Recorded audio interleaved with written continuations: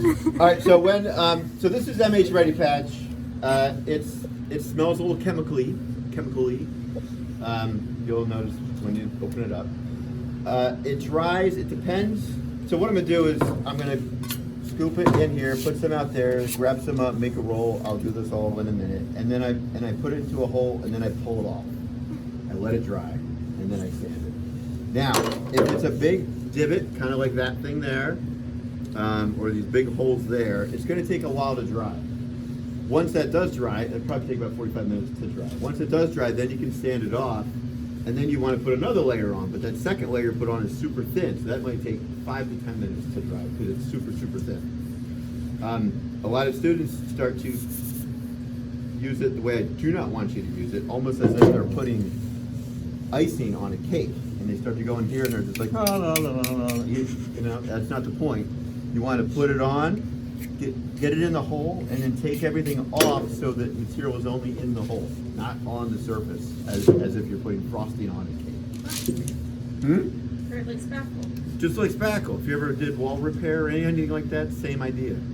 You fill the hole in, sand it off. So it's only for if we have like holes and such? Yeah, now in some cases, like for example, because this is minimal and small, and I think this should be definitely smooth and perfect all the way around. You have the time to do it. If you have something that's very ambitious and large, and you have a bunch of holes on it, those holes can have an aesthetic value. Like it's okay, it's consistent, it works. So you can keep them in if you want to. But if there's a couple gouges that you went a little too deep on and you just can't sand them out, you can fill that in pretty easily. So in some cases you might want to fill all the holes in, some cases you want to leave the holes and just get some of your gouges, do that. And I'm videotaping this so you guys can watch it I'm going to make a YouTube video and you guys can watch it if need be. So that's what the MH Ready Patch looks like.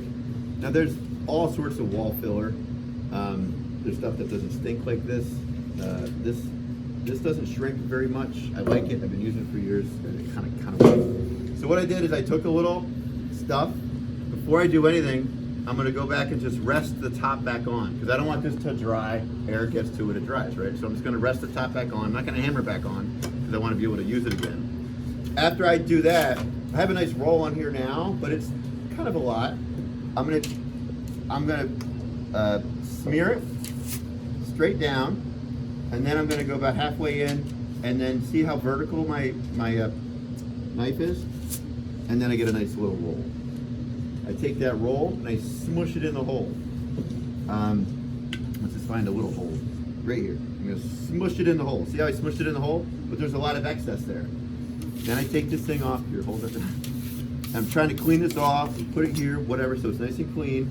And now I'm going to take off the excess. And you can see the excess is here. Take it off again. Maybe I can go on this side. And there you go. So there's hardly any material on the surface except that hole is being filled. That might be, I must say so myself, I did a good job on that one. So you might only have to do one layer on that one. Usually you have to do 2 layers.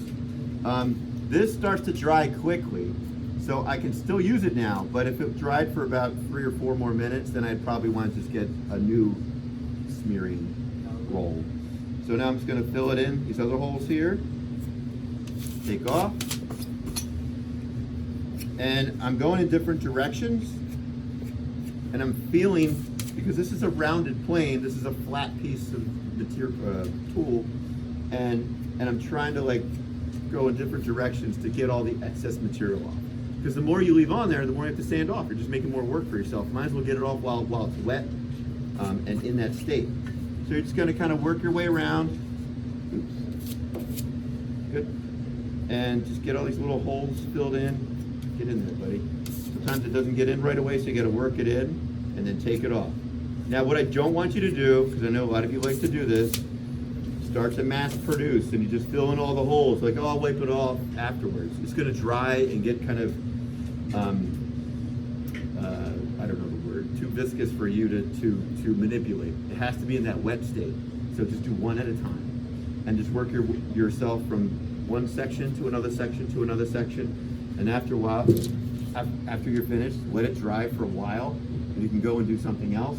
That paper project, the cardboard project that I'm going to have you guys get to eventually. This is a great time to do it. Before you do this, you must go outside and blow your form off. Otherwise, if there's dust on your sculpture, then whenever you put this material on, it's just going to roll in the dust. It's never going to stay. It's just going to roll right off and become really difficult to work. So you need to blow off all the little excess material from sanding, Kyle, please stop. And then put it on. It will stay there, and then you're good to go. When you're finished using it, just take the bottom of this guy. You can see I'm just put my thumb in here and just tap it back on. If you don't do this, the whole thing will dry off. In addition to that, tools. I'm really anal about the tools. And if you put something back that has stuff on it, like this, I'll be very upset. I just went outside and sanded these down because they had plaster on them. There's a sander out there that I was able to sand them down. I'm going to try to do that to the tools. But when you're done using it, try to clean it off. You can clean it off with water. If you have to get another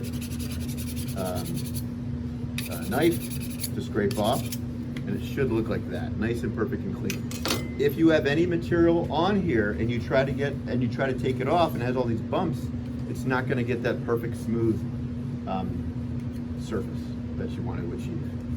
Okay. Oh, one more thing. See how this is bendy? This is a palette knife or a putty knife, right? Whereas this doesn't have any bend to it. This is more of a chisel scraper, it says right there. So this is a scraper where you would scrape off paint with if you have an old house and you have wood clapboards and you got to do that whole thing, which most houses don't have that anymore.